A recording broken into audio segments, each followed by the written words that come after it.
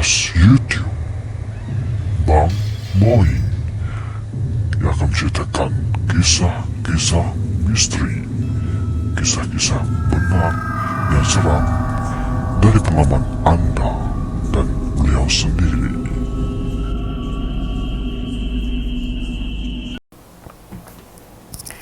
Oke semua, kita bersambung ke part yang ketiga, yang terakhir untuk kisah rumah sewa. Kisah yang seram berlaku di sana lah, yang pengalaman dari kisah benar kita sendiri yang kita hadapi. Bersambung ke semester yang kedua. Apabila kita balik dari cuti semester, seperti yang saya ceritakan di bahagian yang kedua, kisah seram banyak berlaku di yang terakhir ini lah, di semester yang kedua. Seperti biasa kita akan balik ke pusat latihan yang saya bagi tahu hari itu. Pusat latihan kita balik ke rumah sewa seperti biasa. Dan apa yang berlaku ini memang buat kita susah nak tinggal dekat rumah itu untuk semester yang kedua. Baiklah, kejadian yang membuat kita terlampau takut ketika itu adalah apabila sahabat karib saya sendiri, Afif, dia seperti didatangi oleh seorang perempuan lah. Ceritanya begini. Jadi mak angkat kita orang yang tak boleh sebut nama, dia call Afif ketika itu saya balik lah. Saya balik ke rumah saya sendiri di satu daerah lah, yang daerah yang tidak sama. Saya balik, jadi mak angkat saya call dia biasa nak tanya kabar lah. Ketika mak angkat saya call tut. Okay. Ada orang jawab. Pada mulanya dia ingatkan Apip. Lepas tu ada suara perempuan menjawab. Dia macam ni bunyi dia. Halo.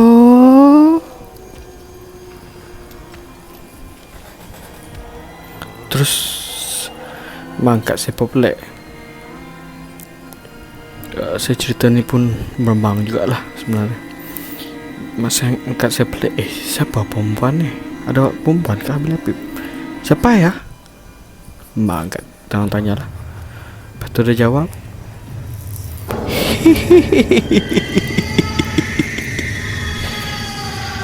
dia ketawa guys. Dia ketawa. Terus mak angkat saya terus nangis. Dia tutup telefon. Dia bunyi dia sebenarnya lebih seram tu. Saya tak dapat cerita sangat, dia terlampau seram lah bunyi dia. Dia lebih seram dari itu. Jadi mak angkat saya terus call saya. Dia tanya, Mok, siapa umpan dengan Apip? Terus siapa tu? Terus saya pelik, saya dah juga orang dengan Apip. Terus saya tanya dalam grup, siapa yang dengan Apip sekarang dekat bilik Apip? Semua jawab tiada. Si Apip tengah mandi. Jadi siapa yang angkat call?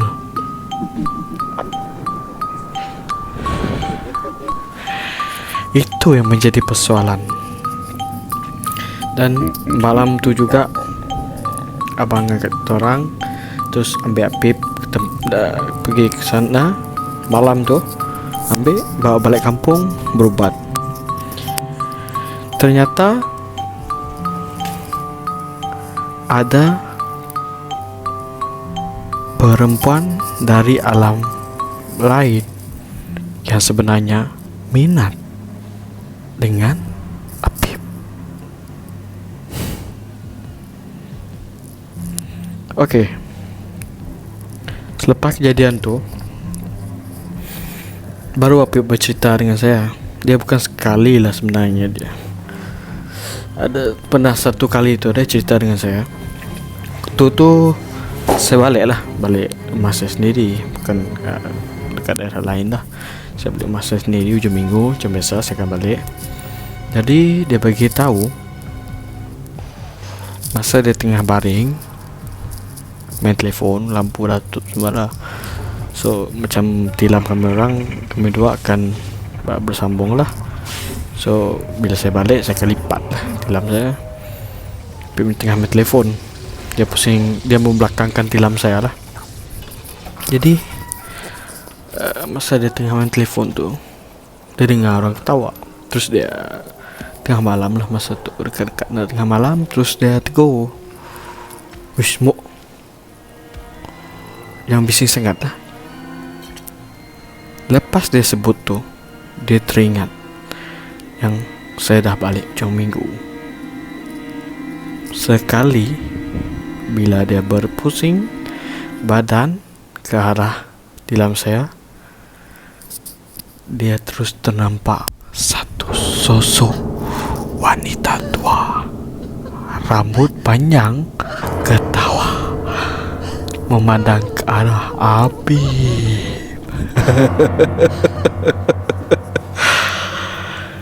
Terus Apip terus kena empap. Dia macam ada sesuatu empap dia tak dapat bergerak. Dia hanya baca ayat-ayat tertentu tu baru dia dapat lepaskan diri. Lepas kejadian Apip tu yang tu, kita orang bersepakat untuk tidur dekat bahagian bawah, dekat tingkat bawah lah. Semua angkut tilam, tidak seorang pun tidur atas. Semua angkut tilam pergi bawah. Atas cuma kita untuk mandi, ambil barang apa semua. Lepas tu lepak tidur dekat bawah. Kecuali Nizam lah, Nizam dia dekat bilik dia sendiri, kami orang dekat bawah. Dekat ruang tamu, sebab ruang tamu tu besar, kita orang adjust semua. Cukup lah untuk kami orang 6 orang. Cuma saya dengan Apip sebelah bahagian pintu, yang perempuan sebelah almari dekat bahagian TV. So untuk 1 minggu kita tidur dekat bawah tu, okey lah, keadaan dia agak okey, tak ada apa yang berlaku. Dan apabila kita rasa benda tu okey, kita balik semula lah ke atas. Dia nampak macam normal lah. Lepas kita tidur bawah, macam tak ada apa-apa berlaku malam. Semua okey. Kita pun pelik juga lah. So semua balik tidur atas lepas minggu. Lepas tu seminggu untuk sem terakhir kita orang, ada satu kejadian tu lah. Saya ke bilik masa tu, tengah main telefon, shock tengok Facebook semua. Apip masa tu kalau tidak silap, dia balik kampung kah, kalau tidak silap, saya seorang je. Lepas tu saya terdengar bunyi guli. Menurut kata-kata orang, apabila rumah tu kita dengar ada bunyi guli, tu maksud ada jin yang menghuni rumah tersebut lah. Itu orang cakap lah, kita tak tahu. So saya WhatsApp lah dalam grup. Saya tanya, korang ada dengar ke? Dengar apa, Mok? Dengar bunyi guli? Kamang saya dah kat rumah, Kamang kat luar. Tanya Nizam pun kat luar. Bermaksud saya seorang lah dekat rumah. Terus badan saya menggigil. Saya rasa takut. Saya terus berlari keluar rumah dan saya suruh Nizam ambil. Berdua dia orang semua lepak, tak bagi tahu. So saya terus keluar ikut Nizam, naik motor Nizam. Saya ada motor sendiri tapi terlampau takut nak bawa motor. Saya ambil helmet, saya ikut Nizam terus keluar ke Tong Lepak. Jadi lepas tu ini kejadian hari terakhir yang berlaku. Terakhir yang berlaku yang berlaku kepada Apip yang terakhir sekali. Jadi masa tu kita ada farewell lah dengan staff sana, dengan kita punya ketua pusat latihan tu, farewell. Jadi masa tu juga mak angkat orang dia datang ambil orang ambil Apip. Lepas tu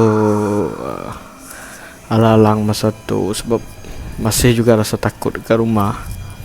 So dia plan nak bawa kita orang tidur dekat hotel. Yang macam saya Apip dengan Nizam dengan abang angkat kita orang tong stay dengan mak angkat kita orang dekat hotel lah masa tu. So yang perempuan tong stay tempat lain. Jadi lepas farewell tu tangkut lah barang pergi apa tu, pergi hotel.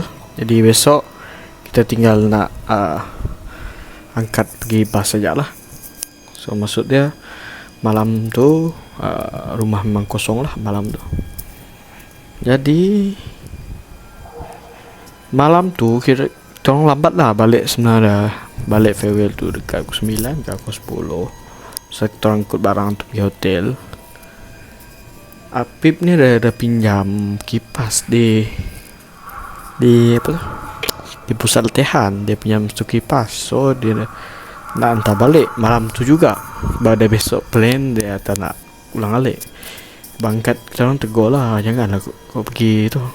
Dia regel, dia start motor terus dia bawa kipas terus pergi sana. Pusat latihan kita orang tu sebenarnya memang nguti lah orang cakap tu. Sawak pergi tu nguti. Jadi dihantar kipas tu pergi sana. Hantar kipas tu pergi sana, pecut balik lagi. Dia sebenarnya nampak normal macam biasa. Abang angkat saya tahu Apip hantar kipas pergi sana. Tekan hantar malam. Itulah dia degil. Dia hantar nampak okey, normal masa dia sampai tu. Pas sampai di hotel, pas setting semua, mandi apa semua. So kita relax, main game sama lah. Lepas tu bila habis main game tu, main tembak-tembak tu, kita rasa nak tidur lah. Sebab esok bas kena tolak awal, nak tidur. Jadi apa yang berlaku, lepas saja lampu bilik kita tutup, bilik tu besar lah, saya tidur bawah. Saya dengan Nizam tidur bawah, yang dengan abang angkat tu tidur bawah. Apip dekat atas satu katil, mak angkat tu satu katil. Tiba-tiba padam je lampu. Apip kena rasuk.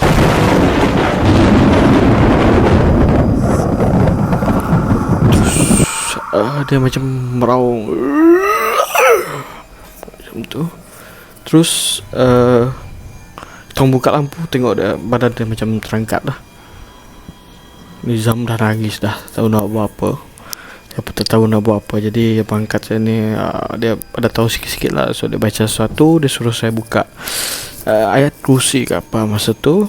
Dia suruh buka ayat dekat YouTube, pasang sambil dia baca satu. Dia cuba tu lah, dia cuba keluarkan. Tapi nasib juga benda tu dapat dikeluarkan malam tu. Terus Apip tertidur lah. Lepas dia nangis, dia tidur. So jadi lepas tu ya lupa, ada satu kejadian yang betul-betul depan mata kita orang yang berlaku, yang saya lupa bercerita.